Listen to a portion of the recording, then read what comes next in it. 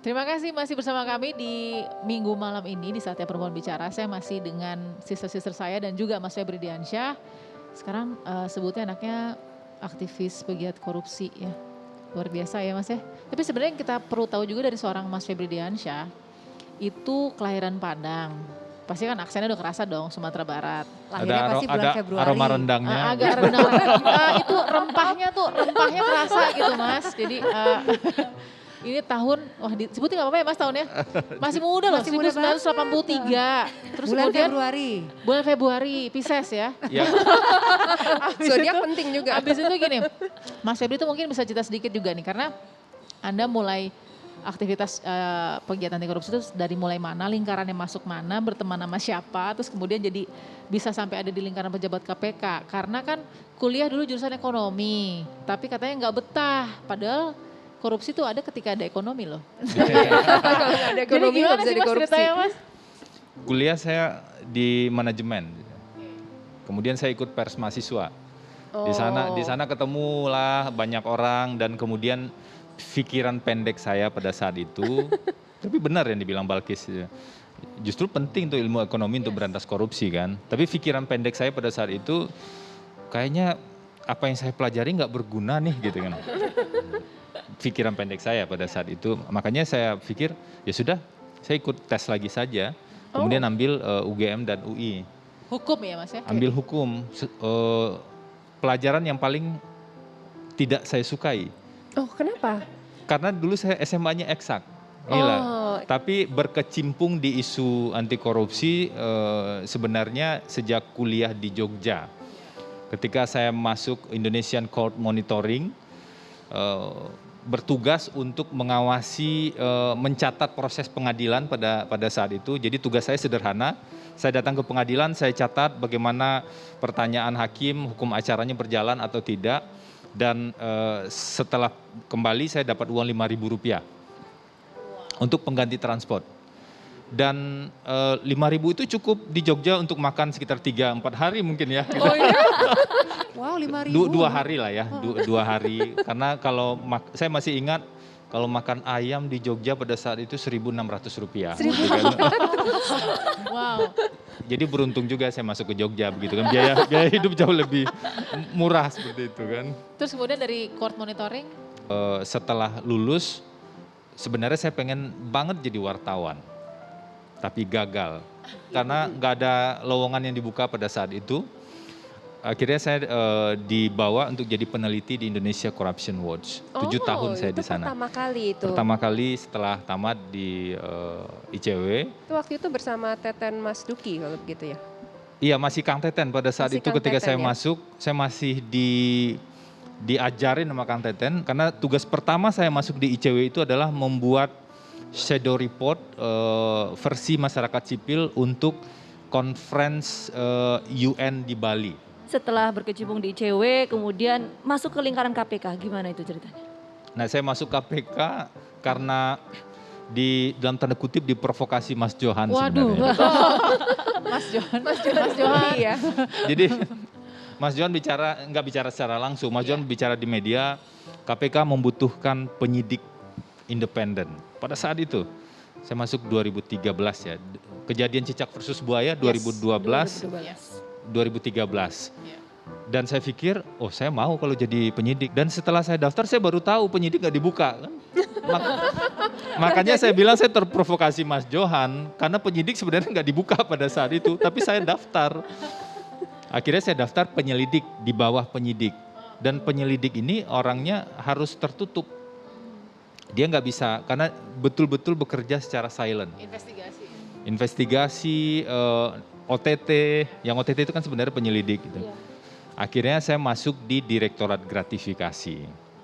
Pencegahan sebenarnya, tapi masih ada konsep investigasi terbuka dan analisis di sana. Nah, cita-cita saya masih jadi penyidik. Jadi pada saat offering letter, kemudian saya dikasih tahu oleh bagian SDM, Mas Febri, Anda serius mau masuk KPK kan? Gitu kan. Saya serius, tapi saya cuma mau jadi penyidik gitu kan. Nah, Mas Febri 2 tahun dulu di gratifikasi, nanti tes. Setelah saya 2 tahun, tes itu tidak pernah dibuka. Sampai akhirnya di tahun ketiga saya dipanggil dan disuruh ikut tes menjadi juru bicara. Oh. Saya nggak mau pada saat itu. Saya mau jadi penyidik begitu kan. Jadi ini rangkaian kegagalan demi Ya kegagalan ampun. tadi. Jadi sebentar Mas, jadi ini OTT juga ya ke Mas Febri ya KPK ya, operasi tidak terbuka. Aduh. Nah setelah jadi juru bicara, akhirnya saya ikut tes jadi juru bicara tersebut. Ya sudah saya ikut tes Ya. dan ya lulus kan 2016 kan. Tapi ini menarik ya, salah satu syarat menjadi humas KPK itu benar nggak sih?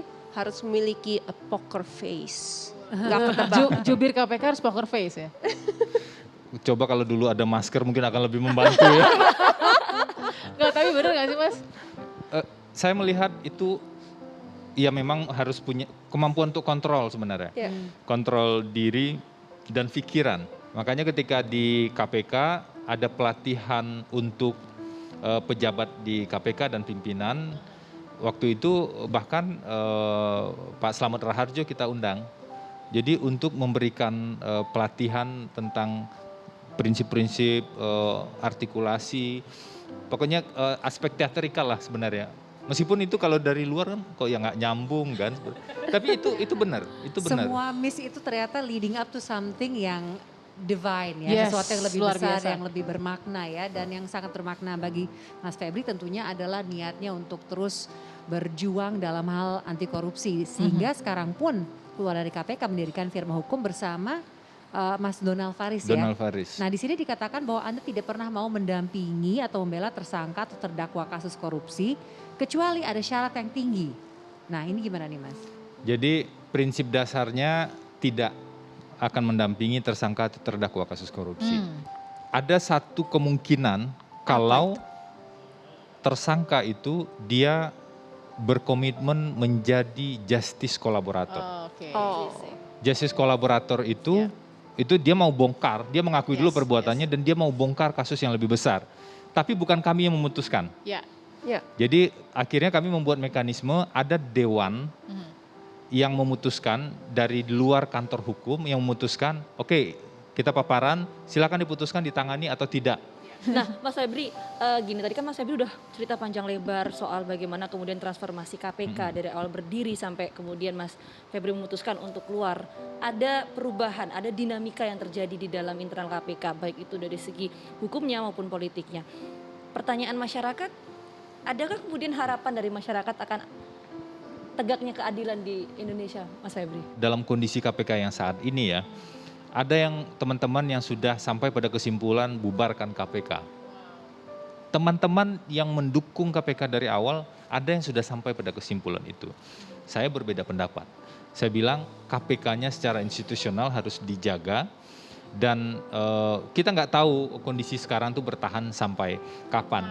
Dan saya menghargai dan saya tahu persis teman-teman yang masih ada di dalam sekarang punya tantangan yang jauh lebih besar sebenarnya bekerja di KPK. Mereka coba lakukan sesuatu, makanya kemarin ada beberapa operasi tangkap tangan juga kan yang cukup besar, sampai 2 menteri kan terjerat. Mereka mencoba melakukan sesuatu, meskipun tantangannya setelah OTT ini peran penyidik mungkin nggak bisa maksimal lagi karena ada tahapan berlapis sampai ada cerita alat bukti hilang dan lain-lain begitu ya.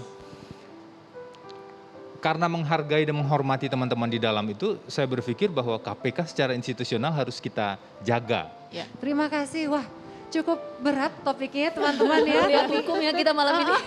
Berat di pikiran, berat di hati. Senang tapi mengetahui bahwa sosok Mas Febri ini ternyata jebolan teater juga gitu ya.